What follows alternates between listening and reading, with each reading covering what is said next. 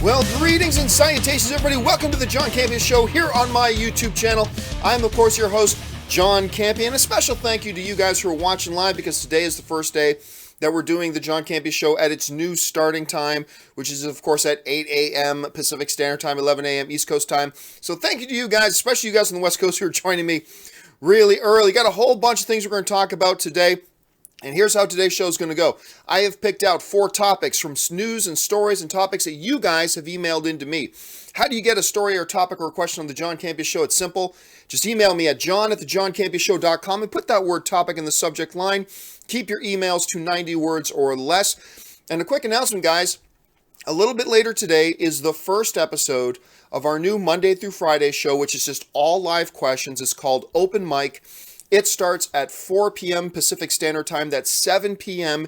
East Coast Time. So if you got live questions you want to talk about, come on back for that. Any of the live questions that come in on Super Chat today that I don't get around to, I'll push those off to Open Mic a little bit later tonight. And by the way, for Open Mic, you can send in audio questions or a video question of yourself. Just email me at john@thejohncampeashow.com and attach an MP3 or attach a link to a YouTube video with you asking a question or bringing up a topic or making a comment.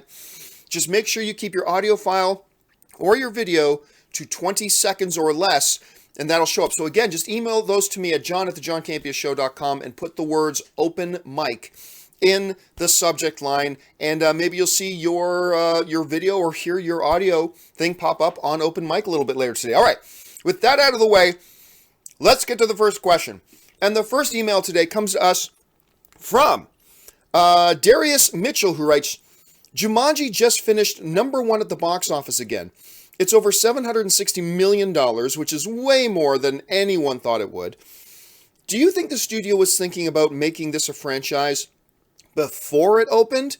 And do you think their minds have changed with the success? And yeah, one of the ongoing stories of the last couple of weeks has been the really pleasant success of Jumanji.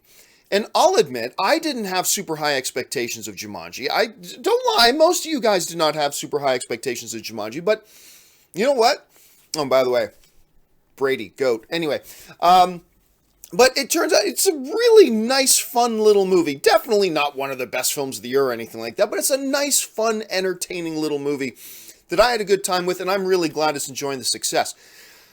Were they thinking about franchise before the movie released? I don't know. I think they probably had the idea in the back of their heads that, hey, if for some reason this thing blows up, we could franchise it. Great. But I don't think anybody over at the studio was thinking this movie maybe could hit $500 million, but hit $700 million, $750 million. I mean, this thing could creep up towards $800 million before it's all said and done. So my thought on this is just simply this. With its ongoing success and all that kind of crap, I would be shocked if we don't hear about a Jumanji Welcome to the Jungle 2 or Jumanji 3, whatever you want to call it. I'd be shocked if we didn't hear about another Jumanji movie within the next 3 or 4 months. Not releasing in theater, just them announcing they've greenlit a new Jumanji movie. Because the audiences came out to see it, the word of mouth has been strong, people have enjoyed it, and it's making big money.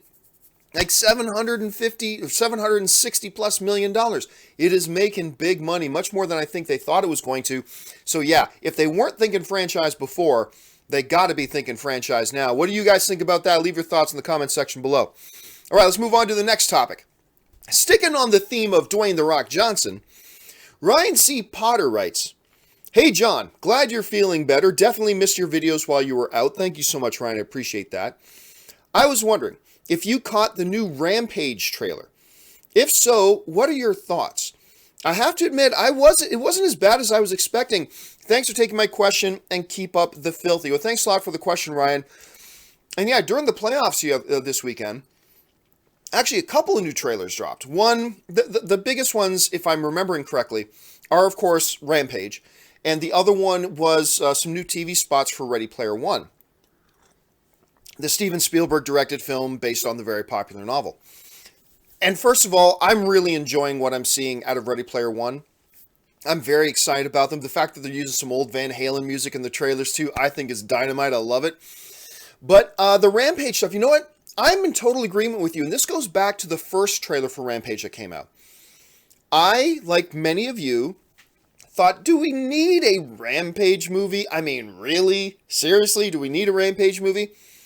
And how can you possibly make this work? But you know what? That first trailer came out, and I thought it looked like fun.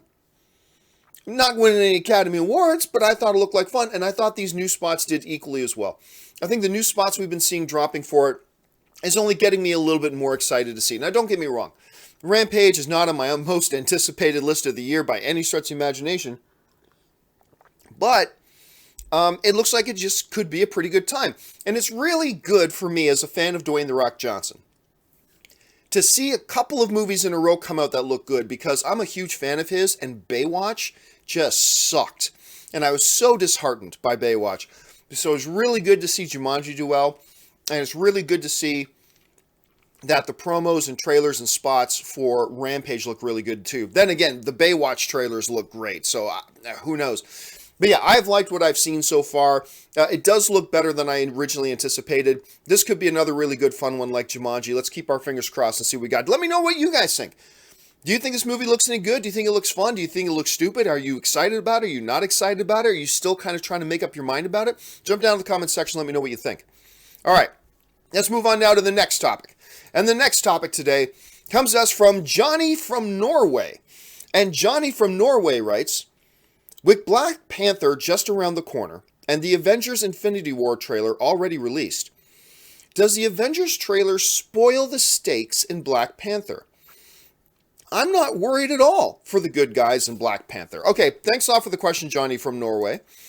And good luck in the upcoming Winter Olympics for you guys in Norway. You guys are like Canada. That's your real Olympics. Your real Olympics is the Winter Olympics, just like us in Canada.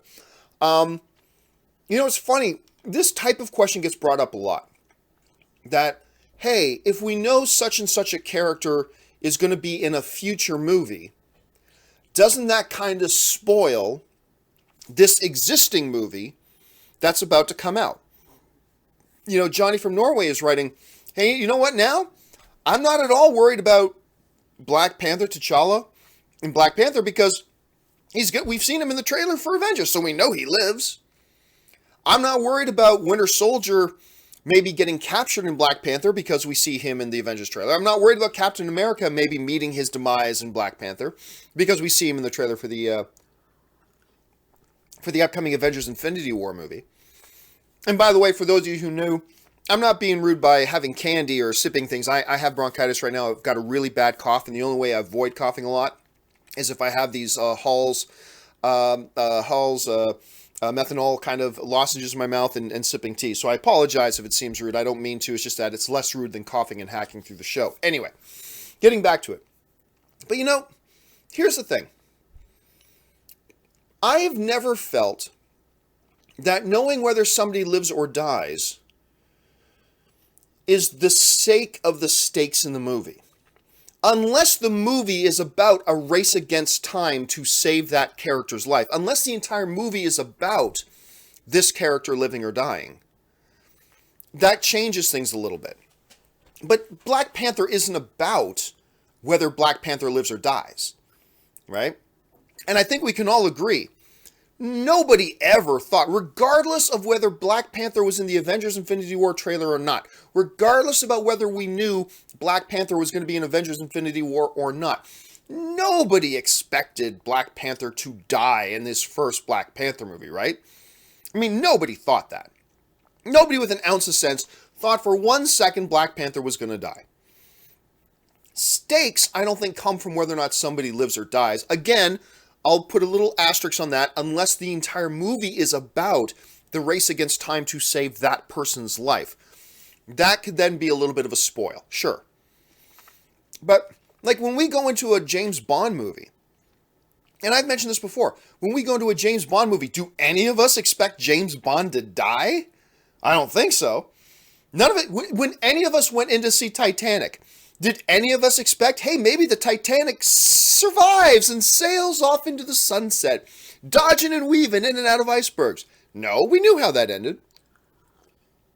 Are any of you, whether you love or hate Titanic, but is anybody going to deny you felt a sense of stakes in Titanic? I mean, it became popular to kind of poo-poo on Titanic, but really, Titanic's a great movie. James Cameron did a great job of that movie, and there is great tension. You feel high stakes in the movie, even though you know how it ends. The ship goes down. Most of the people on it die. Like, we knew that. So, look, none of us ever expected Black Panther was going to die in this, any more than we expect James Bond to die in a James Bond film. The idea of stakes come from, what is the hero fighting for? That's where the stakes come from, in my opinion. It's not about whether the hero lives or dies. It's about, what is the hero fighting for? That is where the stakes come from. That is why you can feel a great sense of stakes and danger in a James Bond movie, even though you know James Bond lives at the end, but it's, what is James Bond fighting for? That's where the stakes come from. Let's go back to the Titanic thing, right? The stakes isn't about whether can they save the ship. No, we know the ship is lost. But what's Leo fighting for? He's trying to save Rose. That's what he's fighting for. And so the stakes become about that. Yeah, Black Panther survives the movie Black Panther, but that's not where the stakes come from. What is he fighting for in Black Panther? And that becomes the stakes. And his living into Avengers doesn't tell us whether he's successful in Black Panther or not, right? So I would suggest that no, I don't think at all, for me at any rate, as a film fan, as an audience member, for me, the fact that, T'Challa shows up in the Infinity War trailer prominently, to me, does not lessen any kind of stakes in Black Panther. It doesn't take away any sort of the drama for me in Black Panther, because everything that I was expecting to be in there was going to be in there, and there it is. All right, thanks a lot for the question, man. Let's move on now to the last one. This one's a head scratcher to me, and I know this one's going to get a lot of people talking, but here we go. This next one comes to us from Jenny Lamont, who writes, "Hey, John, did you read about Mo-Nique calling for a boycott of Netflix because they offered her less money, far less money to be fair. They offered her less money for a comedy special than they offered Amy Schumer, Chris Rock, and Dave Chappelle. A lot more money. So she's claiming Netflix is unfair to black women. What do you think about it?" Okay. I'll be honest, I was a little bit tempted to dodge this question, but here's what I think about this, okay? We are living in an environment right now. If you guys have watched me for any period of time, you know that I believe in equality. And we need to move in the movie industry towards equality. Equality is not a political issue. Equality is a human decency issue and a fairness issue. These aren't, too many people try to say, oh, don't talk politics. No, equality is not politics. Only monsters try to call equality political. It's not political. Equality is about human decency, all right? And especially now in an environment when more and more attention is being drawn to the fact of big areas of inequality in some places, of lack of opportunity for some people. These are big, important issues. And I talk about these openly many times. Mo-Nique's being stupid here. All right? Here's why. Mo-Nique, and here's my understanding of the story, okay? So, Netflix is interested in doing a comedy special with Mo-Nique. They offer her $500,000 to do a comedy special, which, by the way, is more money than I'm never going to see that kind of money in my bank account. So whatever, take that for what it's worth. But they offer her $500,000. Now she calls for a boycott of Netflix because, and the examples she brings up, Netflix gave Dave Chappelle and Chris Rock $20 million. Now, I don't know if that's true or not, but that's what she's citing, so fine. Let's just go with that. $20 million. And they offered Amy Schumer, I think, somewhere in the neighborhood of $11 million. So she says Netflix is being biased against black women. Now, you know me. Whenever I think there's bias and inequality and unfairness, I'll bring it up and I hope I champion the side of those who are being oppressed, or those who are being taken advantage of, or those who are being mistreated or not treated fairly. I agree with all of that stuff. However, no matter what Mo-Nique tries to tell you, this is not one of those situations. Because here's why, okay? I first heard about this story because a buddy of mine texted me to say, hey, did you hear about the boycott being called for against Netflix by Mo-Nique? I swear to God, this was my response. Ready? 100% truth. This is my response. Who's Mo-Nique? Never heard of her. Now, I was then later reminded, John, she's one of the actresses from Precious, remember? Oh yeah. Her? First of all, I'd never even heard her name since then. I'm sure many people have. Don't get me wrong. I'm not saying nobody knows who she is. I'm just saying I'm fairly plugged into media, and I just totally didn't even know who she was. All right? And I think, okay, and she wants to do a comedy special? Like, I'm not signing up to, look, I love me some Sir Anthony Hopkins, but I'm not going to watch a Netflix comedy special with Anthony Hopkins just because he's been in some good movies. Anyway. So there I was. So she's trying to make this case that, and this is just from my perspective, maybe you guys have a different perspective in this, and maybe I'm being unfair. I'm open to having my mind changed, for sure. But here's where my perspective is right now. She's trying to make the case that since, men like Dave Chappelle and Chris Rock are getting $20 million, and a woman, a white woman, like Amy Schumer, is getting paid $11 million, then it's completely unreasonable that she, as a black woman, is only being offered $500,000. And here's the thing. I would acknowledge that if everything else was equal. If everything else was equal, and the only difference in this situation was that Dave Chappelle and Chris Rock are men, and Amy Schumer is a white woman, and that was the only difference, then yes, then that's a huge problem. Then that becomes a huge problem. That Chappelle and Rock are getting offered $20 million, Amy Schumer's getting offered $11 million, she's getting offered $500,000. If that's the case and everything else was equal, I would agree with her wholeheartedly that that is a big problem. However, let's not pretend everything else is equal. Dave Chappelle and Chris Rock are legends in comedy. Now, Mo-Nique herself acknowledges that. So why she felt like she had to bring up their names in the first place, I have no idea. But Chris Rock, Dave Chappelle, legends. You put out a comedy special on your network with Dave Chappelle, that's going to attract tons of attention, tons of eyeballs, all that kind of stuff. What about Amy Schumer? Look, Amy Schumer's a bit of a dividing person. I happen to think, I don't agree with everything she does, but I happen to think she's very funny. And when they did her special, when they were getting ready to do her special, she had just had this, Trainwreck was just out. It was like the talk of Hollywood, that movie. It was a huge, popular, successful movie. She has her own successful series, all that kind of stuff. So yeah, you're going to do a comedy special with that person who's got like one of the hottest comedies of the last couple of years in theaters. She's got a successful series and all that kind of stuff. Yeah, guess what? That person, everybody knows the name Amy Schumer. That person's going to get paid more. You're Mo-Nique. And again, I'm not trying to be a smartass, even though it seems like sometimes my second language is smartass. I understand that, yes. But I'm not trying to be a smartass. I'm not trying to be sarcastic. My first reaction when hearing, hey, Mo-Nique wants to boycott Netflix because they're not paying her enough, my first reaction was, who? It's not equal. It's not the same situation. You're trying to make it sound like the big difference here is that Chappelle and Rock are men and Amy Schumer's white. And again, if everything else was the same, I would agree with Mo-Nique in this, 100%. Look, if we were talking about Netflix has a factory where, say, they make C-3PO coffee mugs, and it was a factory job, right? And nobody saw who made the C-3PO coffee mugs.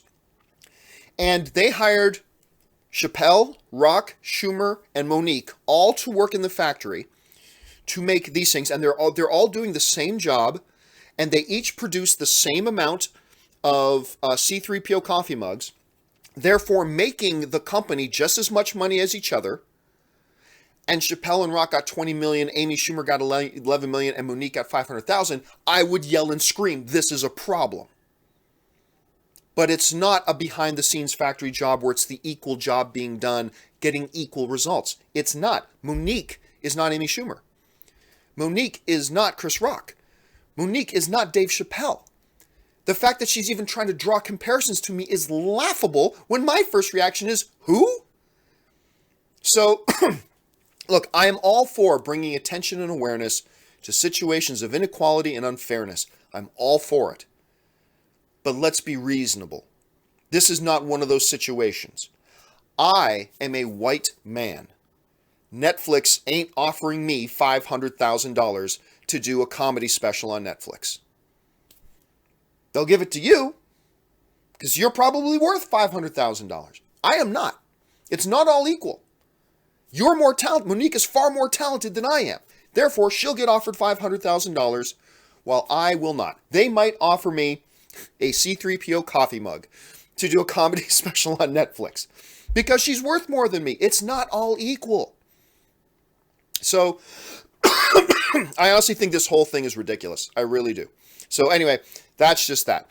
Okay, guys, I'm now going to go over, and by the way, if you've not sent in any live questions yet, do not send in any live questions. Don't worry, guys. We have open mic coming later today where we'll do nothing but talk live questions and talk about the issues and topics and your opinions on current events and everything. Maybe you'll want to talk about the Mo-Nique situation. Maybe you'll want to talk about the Black Panther situation. Whatever you guys want to talk about, that'll be for later. So I'm just going to get through the questions we have here. I'll just let you know the 820 question from John Wiles is going to be the last one that I'm going to take. Okay. Here we go. I'm going to bring up the first question today.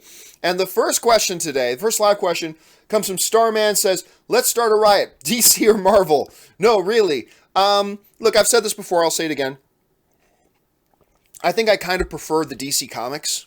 It's not kind of. I prefer the DC comics. I like them both, but I prefer the DC comics. But to me, there's just no question. As much as I like the DC films that have come out, Marvel has put out the superior quality so far. It's better quality. It's more successful. The fans are getting on board with it more. The critics are getting on board with it more. To me, it's just no question at this point. That doesn't mean it's going to be like that 5 years from now.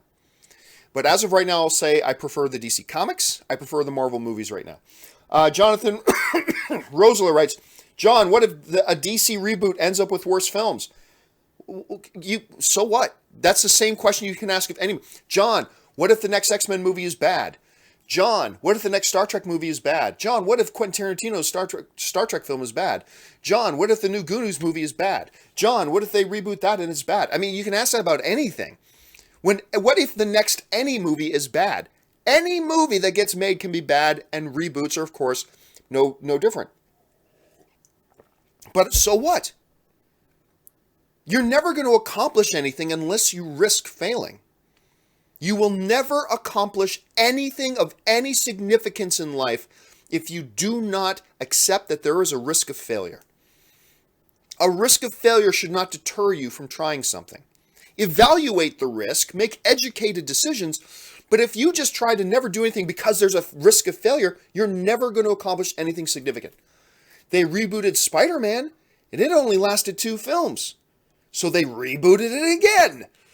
So look, if they reboot DC and it doesn't work, then try again. You gotta be willing to risk failure. Let's see here. Next one. Goju Ranking 1 writes, how is it that Yoda learned of the rule of 2 if Bane books are canon? People keep telling me it is. The Jedi thought the Sith died with him, so how? Look, it goes into the Star Wars, the Clone Wars animated series, where I believe Yoda discovers the books of Bane. I think. I only saw the episode once, so I can't remember it exactly. But anyway, just because there was a rule of 2 doesn't mean that the Sith existed, though. So the Jedi, even though that's the case, the Jedi still thought they got rid of them, that the line got broken and that they moved on. But again, I would encourage you, I believe it's in the final season of Rebels.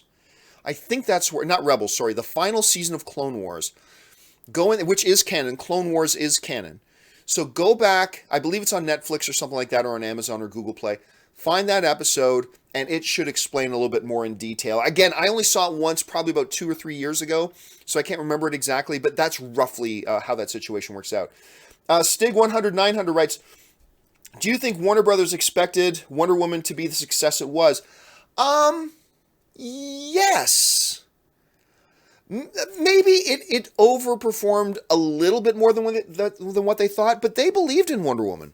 I remember because I've got some people I work with over at Warner Brothers that I communicate with on a regular basis, and they all these people who think I don't like Warner Brothers. I have a good relationship with Warner Brothers, but I remember they believed in the film. They believed in it. They knew it was scary because, they thought a couple of their other films were going to do well too that didn't necessarily work out the way they wanted to, but they had belief in this film. They liked what Patty Jenkins did with that movie. And they ended up moving up the review embargo date. Not by a ton, but they did move it up. So, yeah, I'm going to go out on a limb, and I'm going to say I do think Warner Brothers believe, give or take a few percentage points, but yeah, I think Warner Brothers did believe in Warner Brothers, or in Wonder Woman and what that movie could accomplish. Let's see, Luis Francisco writes, will we ever get an Anakin Force ghost like Yoda? I don't think so, but a lot of people started talking about that at Star Wars Celebration this past year because Hayden Christensen actually came, which was unexpected. And he got a wonderful, regardless of what I think about the prequels, Hayden Christensen's a dude. And he showed up there, and it really was heartwarming to see the warm reception that Hayden Christensen got at Star Wars Celebration. When he came on stage, everybody applauded. It was really great to see. But no, I'm just guessing, but my guess is we are not going to see an Anakin Force ghost in the Star Wars movies. Just my guess, though. You never know. Amin writes, Oscar announcements tomorrow. How many do you think will get nominated for Best Picture? You agree that they should always just nominate 10 films each year? No. You have to understand, Amin, how the Oscar nomination process works. They have a mathematical formula. And that mathematical formula will determine how many get nominated. If you understand the formula, and I have made and produced some videos online about understanding how the Oscar nominations work. So just hop on YouTube. You'll find one or two videos that I produced that talk about that, at my old company. But it's a really good video that explains that. And if you understand that process, you understand you can't just say, we're going to nominate 10 films. And I like their process. So no, I don't think they should just set the number. I like the process they have. It's a very pure process. No process is 100% perfect, but I like the process they have. I think the nominees this year are going to be 8. I think we're going to end up with 8 nominees for Best Picture this year, and they're all going to be fantastic. Unfortunately, I don't think one's going to be Logan, which sucks, because Logan, I believe, in any nominations over 5, I believe Logan deserves to be nominated for Best Picture, but I don't even think Patrick Stewart's going to get nominated for Best Supporting Actor, and he absolutely deserves that, but whatever. Let's see. Luis Francisco writes, chances of Sam Witwer in a Star Wars movie. Not bad. I remember I asked Sam about that once. And, I think it's possible. He would do it. Yeah, I'm sure if they did. Even if in a small role, just symbolically, like this guy who's been so plugged into the Star Wars universe in the animated realm in such an important way. Not to mention he's a devastatingly talented guy. So I wouldn't count that out. I'd say it's a 30% chance. 30% chance at some point we'll see Sam pop up in a Star Wars movie. Devontae Swing writes, do you really think Black Panther is going to blow Justice League away at the box office? By the way, good call on Stipe winning the fight. What a fight that was too, man. Stipe is, it's legit. He is the baddest man on the planet, man. You look at the list of the men that Stipe Miocic has beaten, it's a Hall of Fame lineup that he's beaten. It's crazy. Anyway, blow it away? No. I don't think Black Panther is going to blow Justice League away. Look, I think it's going to beat it. But for example, I don't think Black Panther is going to hit $1 billion. I don't think Black Panther is going to join the $1 billion club. I do think it'll beat Justice League, but I don't think it's going to join the $1 billion club. Tony Bush writes, saw Molly's Game Thursday. Elba for Best Supporting Actor? No, Elba was very good in the movie, as he is very good in everything he's in. But I don't think I wouldn't nominate him for Best Supporting Actor. There's too many other people. It was just too good of a year for Best Supporting Actors. So I wouldn't have him on that list, but hey, you never know. Because that's a great movie. Molly's Game, to me, is my second favorite movie of the year, behind Logan. I love Molly's Game. Maybe one name writes, favorite flavor of Halls. I prefer the blue ones. You know, I did the cherry ones for a long time, but the honey lemon. I really like the honey lemon one, particularly the sugar-free honey lemon is my favorite. I can't do the sugar ones because I have to use so many Halls that if I get the sugared ones, I start to get sugar sores in my mouth. So I started using the sugar-free ones, and they work great for me. Paul O'Donovan writes, hey, John, absolutely love your content. Thank you so much, Paul. Do you think Kylo Ren will survive episode 9? I think it would be interesting if they kept him around and made him an Emperor-esque figure in upcoming saga films. No, I think they're going to put this storyline to rest in episode 9, and I believe that means, I'm just speculating here, of course, but I believe that means Rey and Kylo will finally have their one big final confrontation. Maybe the Force ghost of Luke intervenes, I don't know, but I do think Kylo dies in episode 9. That's just my guess. Might change my mind later, but that's where I'm at right now. Alan Gonzalez writes, I was wondering, have you ever been in Mexico? I have been in Mexico. My wife and I actually took a cruise down to Mexico a couple years ago. Granted, I was not in Mexico very long because it was a cruise and it was just a port stop that we stepped off in. Had some wonderful food. I remember that. But that was the only time I've been to Mexico. But yes, I have been to Mexico. Cobra writes, Spartacus TV show versus Spartacus movie. Oh, man. Two very different things. You know, the Spartacus movie is one of the all-time greats. But the Spartacus TV show is in my top 3 favorite TV shows of all time. Spartacus, Battlestar Galactica, and Sons of Anarchy. In no particular order, but those are my 3 favorite TV shows of all time. So I'm actually going to go Spartacus TV show. Oh, it feels blasphemous to even say that, but I'm going to lean that way. Let's see. A. Hernandez writes, when will we see the second trailer for Infinity War? I think during Black Panther. Yeah, I think it'll come out before Black Panther hits theaters, but just by a couple of days. I think the Black Panther premiere date is probably a pretty good estimate about when that next Infinity War will come out, Andy. Tony Bush writes, where'd he go? Didn't love Sicario, but I enjoyed Den of Thieves. There are a lot of similarities between Brolin's team and Gerard Butler's team. You know what? Here's the thing. I put up my review of Den of Thieves the other day. Den of Thieves is a frustrating movie to me because this movie could have been epically good. Like one of the top 5 films of 2018 good. The building blocks were there. They had certain elements in there to me that were just brilliant. And unfortunately to me, they cluttered it with a lot of useless side story, an overly long runtime for the type. They could have easily cut a half hour out of this movie. A couple of questionable performances here and there, and it just kind of soured. I still enjoyed it. Like I still told people, yeah, go see it if you want to go see it. It's okay. But I'm really frustrated by it because I just thought it could have been brilliant. And you're not wrong. I think there are similarities definitely between Gerard Butler's team and Brolin's team. Not like mirror images, but I don't think you're wrong about that, Tony. I do think there are some similarities to be seen there. All right. And the final question today comes to us from John Wiles, who writes, could Agents of S.H.I.E.L.D. Season 5, Future Travel with a Fractured Earth, be a spoiler for Infinity War and what Thanos will do to Earth at the end of the movie? I don't think so. It's possible. Look, the movies never reference the TV show. The TV show always sees what the movies are doing, and then they kind of draw lines between what they're doing in the movies. But the movies never change what they're doing for it, so it's possible. It's absolutely possible. But in Agents of S.H.I.E.L.D., the lore is that, what I'm forgetting her name, Daisy, whatever they call her now, Quake, is the one who destroyed the Earth. Quake is not going to be in Avengers Infinity War. So, in Agents of S.H.I.E.L.D., the mythos is that Quake was the destroyer of the world. Quake destroyed the Earth.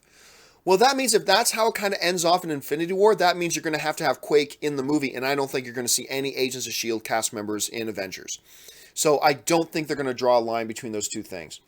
Okay, guys, I noticed a couple of you sent in questions after John Wiles. I will take those questions, and I will use them a little bit later in the all-live question show, open mic a little bit later today. Guys, make sure you come and join me for that. And don't forget, if you want to send in an audio question or a video question, just email the MP3 or a link to your YouTube video asking the question to simply john@thejohncampeashow.com and put in that MP3 or give me a link to that video.